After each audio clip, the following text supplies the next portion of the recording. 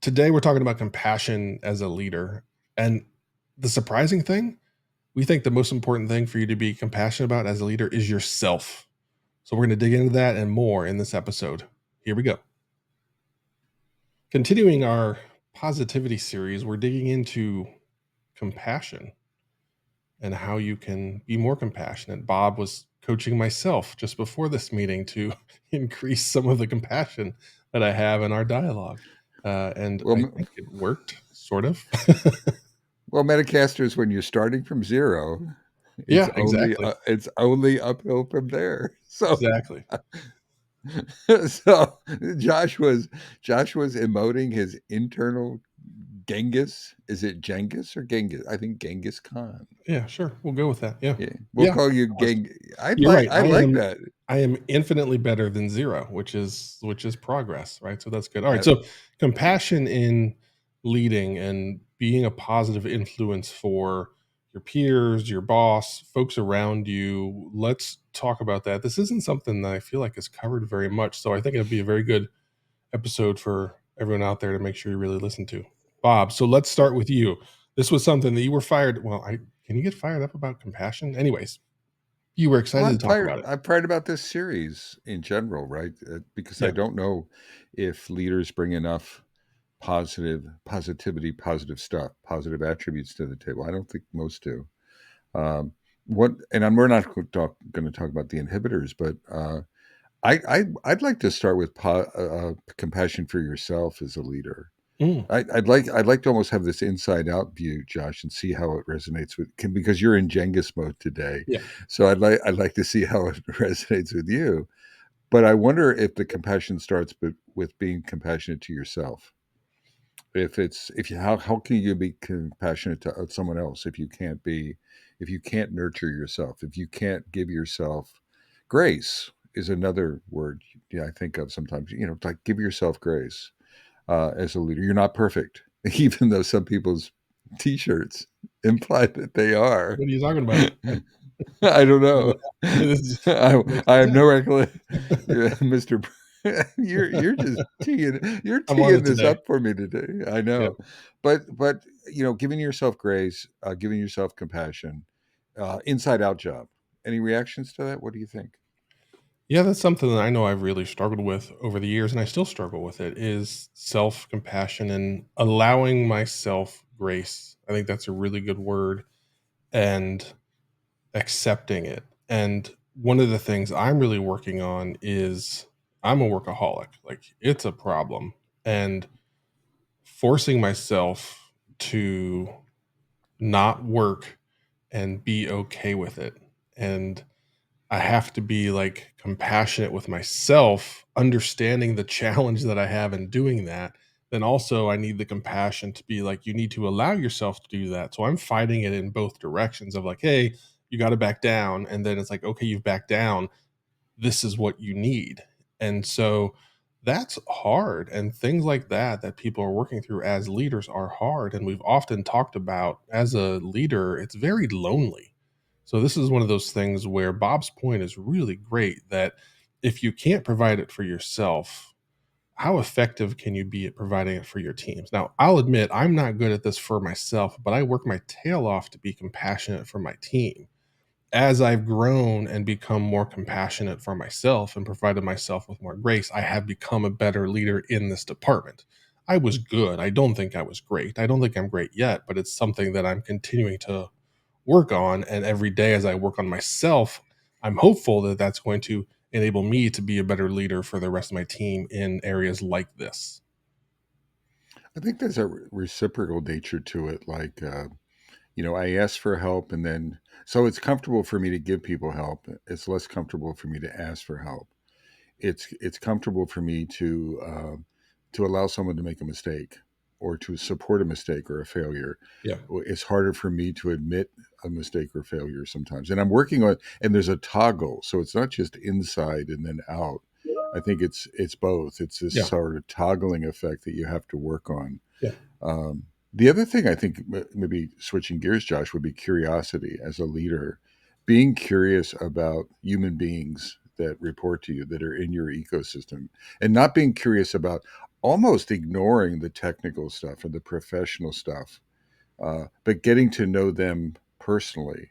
And this is risky, I think, for a lot of people, because leaders is it's a lonely, the metaphor or the paradigm is it's a lonely business. You know, I'm an eagle leader, and you look at yourself that way. I'm the lone eagle, and but then getting to know people, allowing them into your space, but getting to know them and extending them compassion. Uh, yeah, I'll be sort of vulnerable, Metacasters. My wife has Parkinson's disease. If I was working, I'm not really working, but I would want whoever I'm working for to understand that. Uh, and this will be hard for Josh if I reported to you. It wouldn't be pure. I know you. It wouldn't be 100% comfortable for you, Mhm. but it would be something to navigate, right? It's like, oh, Parkinson's disease, wife, uh, extending compassion. If you extend too much, am I violating it for everyone else? Am I overstepping my bounds, etc.?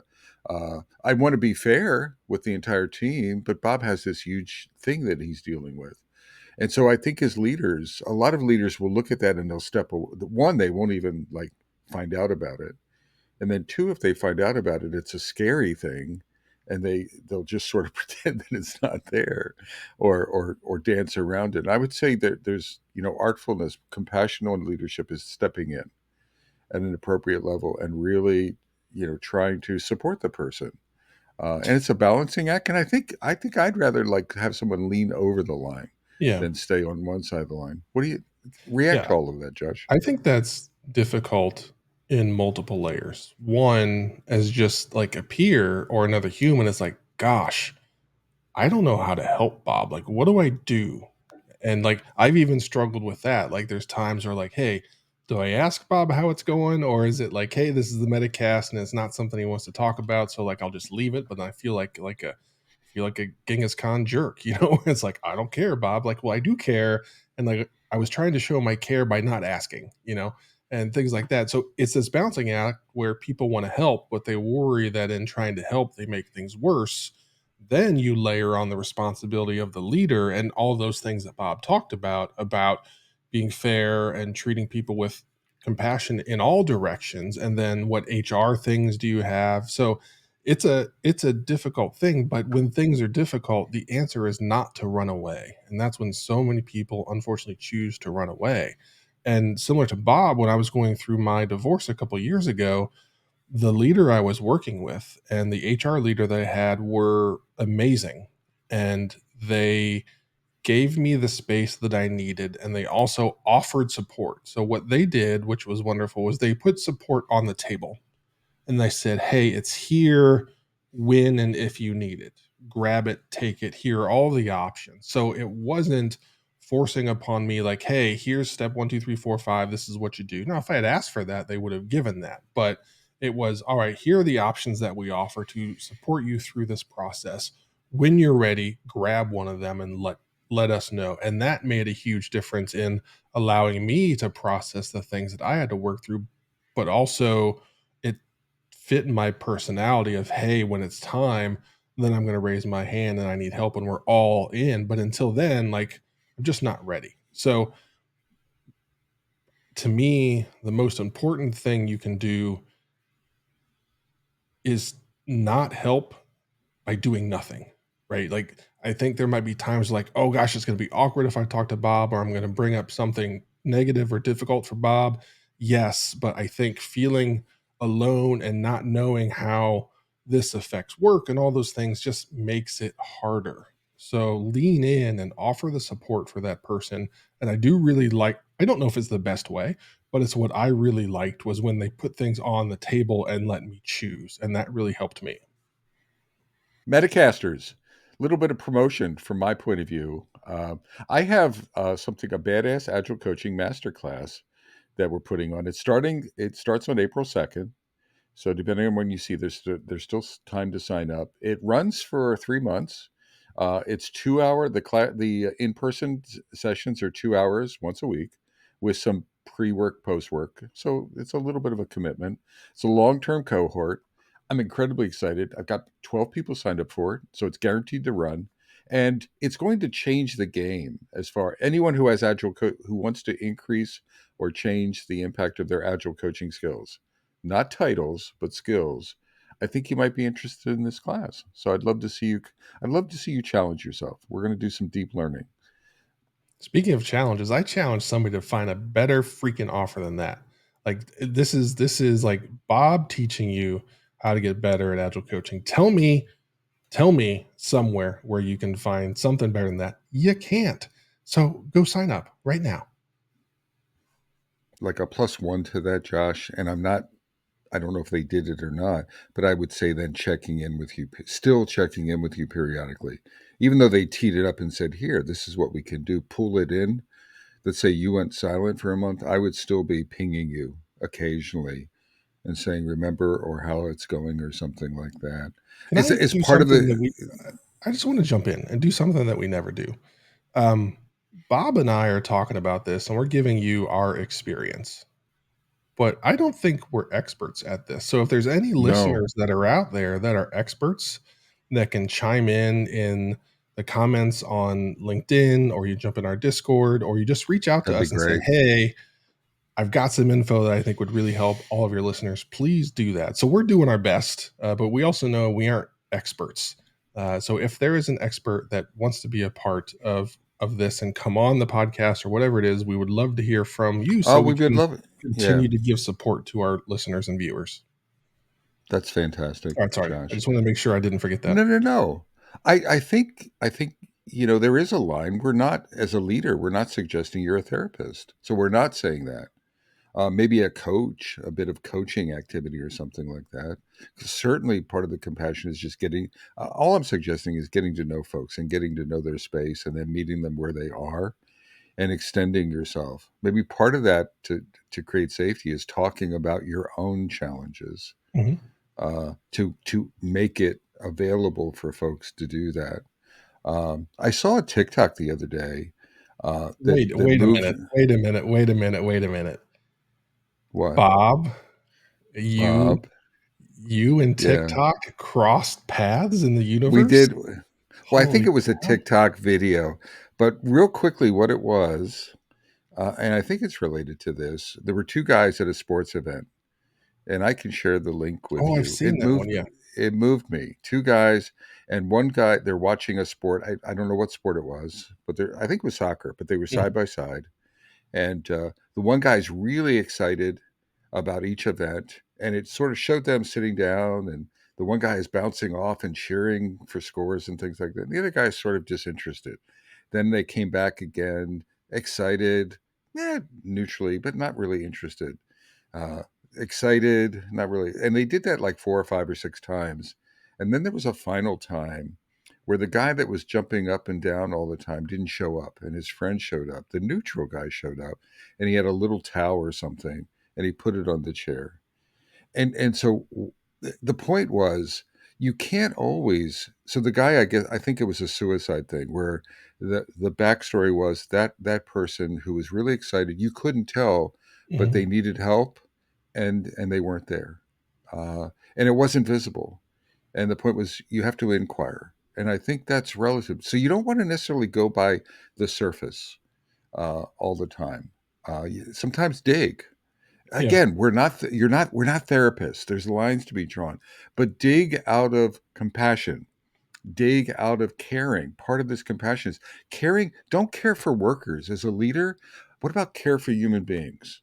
I mean, I care for Josh because he. So what's my level of caring for Josh? I care for Josh because he has a big head, right? I care for Josh because he does the technical stuff on the Metacast, and I can't. I care for Josh because I just care for him. He's lovable. Don't repeat that, Josh, but he's lovable, it's the and big head.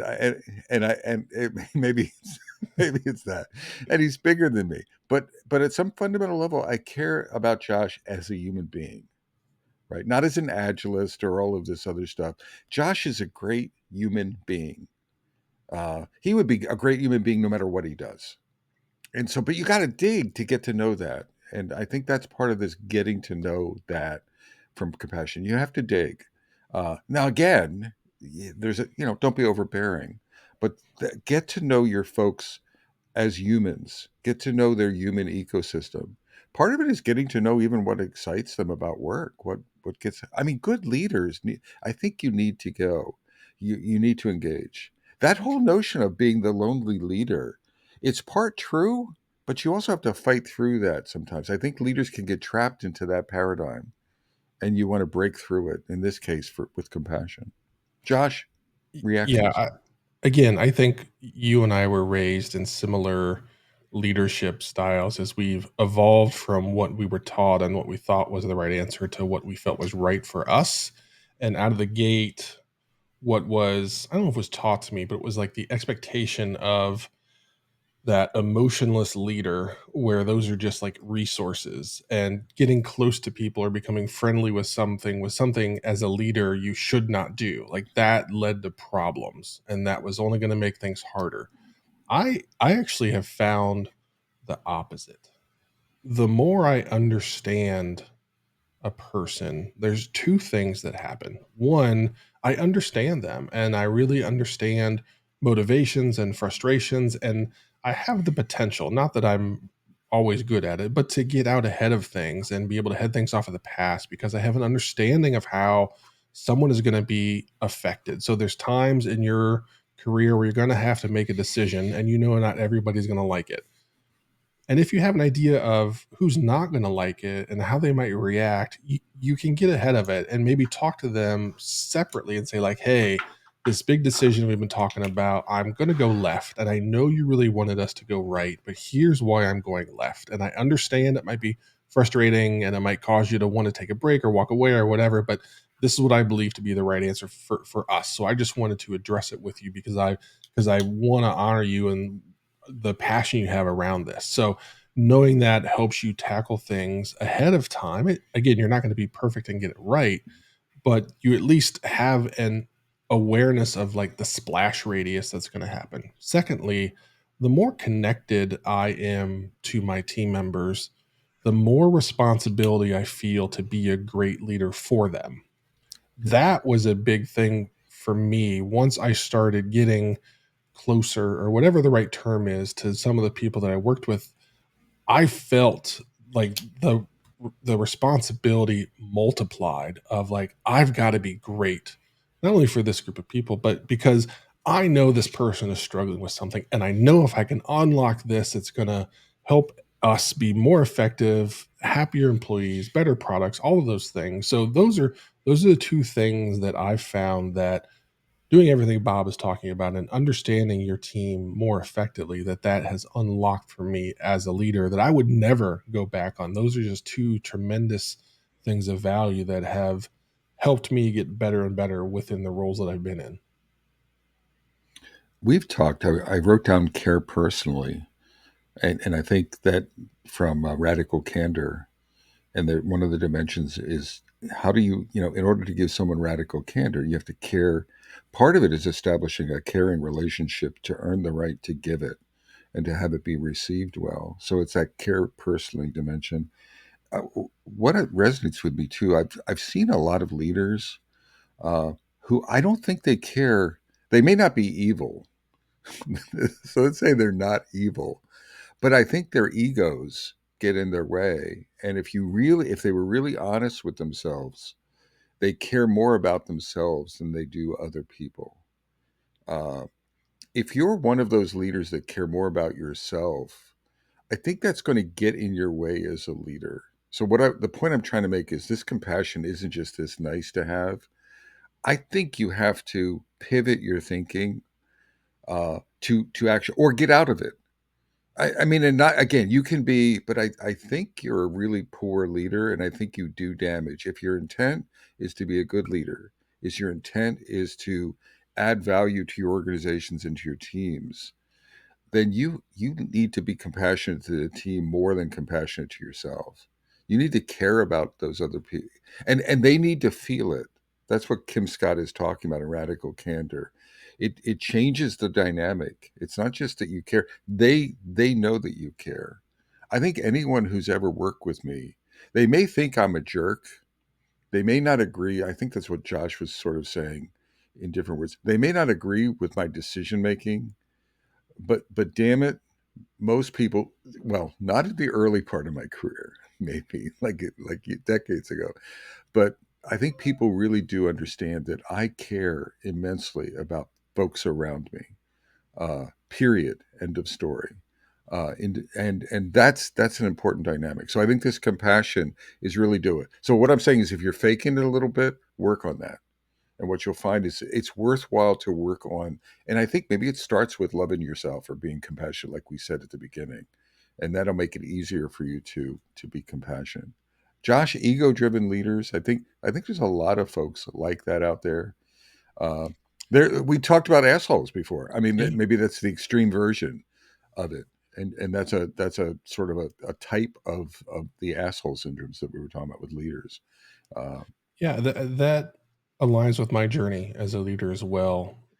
During the hiring process, I would be talking to hiring managers, executives, whatever, and they would ask me what kind of a leader that I was, and I would I would always say I'm a team first leader, but I don't go overboard. So like I was trying to pull it back. I was trying to apologize for being a team centric person, and ah, then over time, I stopped doing that because I realized that's really what mattered. So I had to break away from how leadership was modeled for me in my career as I grew. And I had to decide, like, nope, this is who I am. This is who I'm going to be. And I'm going to be upfront about it. And if it's a fit, great. But I actually want to know if it's not going to be a fit. So I'm not going to apologize for it or downplay it or whatever. I'm going to put it out there and talk about it to make sure that that hiring person is like, yes, that's what we want. Not like, ooh, so is he going to put the team before the company? Like, is he going to be able to make the difficult decisions? All those things where I was worried about, gosh, I want to make sure I get this job, and I'll downplay this thing that I'm passionate about just so I can get the job. And then over time, just through confidence and growth and understanding what being a great leader was, I stopped doing that, and that helped me be more effective in those difficult times when I had to protect the team, and I already set the course of this is who Josh is as a leader. Josh is going to come in, he's going to fight for his team, he's going to fight for whatever he has to make sure that things are getting done the right way. And he's going to bring that. And that's something we want as opposed to like, shut up, kid. We don't want to hear it. So those yeah, are that's a journey that I had to go on, and I assume many people have as well. I know Bob, some of the things that you've talked about. Again, we kind of were raised in the same manner where it was that more like manufacturing thing where people aren't people and they're like widgets, and yeah, like how fast can we spin the widgets. But we have both evolved past that, so that's something that we're hoping you're somewhere in the evolution towards being this compassionate leader. And for me, the takeaways from this are: number one, take a moment and evaluate the compassion you have for yourself and start there and really focus on that. Number two, don't be afraid to lean in with your people and really understand who they are and the values that that brings to you as a leader and to them as members of your team. Those are the two big ones that I walked away with. Bob, do you have any other like things people should walk away with? I think one thing, the final thing for me is be patient. So I can hear you. I can hear you saying, "Oh my gosh, I was compassionate to Josh, and man, I bared my soul to Josh, and it didn't do anything." He has a Mr. Perfect T-shirt on, and so people don't respond. It takes time. It takes time. I mean, the initial reaction, because people may not have like this may be the first time in their professional lives that a leader is actually extending compassion to them, Yeah, and they may be like deer in the headlights. It's like, is it real? Is yeah, he trying to fire me? I don't know. Is he trying to trick me? So give people space to respond. They will respond, but don't expect like a tit for tat immediate response to it. You need to be patient. So I guess the point I'm trying to make is give, and yeah. and then it will start being reciprocal, Yep, if that makes sense. it And does. that's it. I think you wrapped it up really nicely, Josh. Okay, so the Let's last thing again, if you are an expert in this field and have the willingness and capacity to help us deliver more of this message to our viewers and listeners, reach out to us in the comments on YouTube, comments on LinkedIn, on our Discord. In the show notes, there will be multiple ways to get in touch with us, so please do so. Well, I don't Bob, know if I don't know if I'm compassionate enough to oh, support that, okay. All Josh. right. Well, Well, no, you no, I should agree with you. you should try. I should try. Yeah. No, seriously, everyone, and that goes for every episode. Look, if you're listening now and then you have past, or when you're thinking of the next one, because we know that everyone wants to listen to every episode. So just feedback is always welcome. If you're a long time listener, I hope you know that. And I'm not satisfied with the amount of feedback we get. Mm-hmm. So we can always get more. Yep. So Josh, Yes. from beautiful downtown Cary, North Carolina, And beautiful downtown Fuquay Arena, North Carolina. I'm Bob Galen. And I'm Josh Anderson. Shake. And bake. Take care, y'all.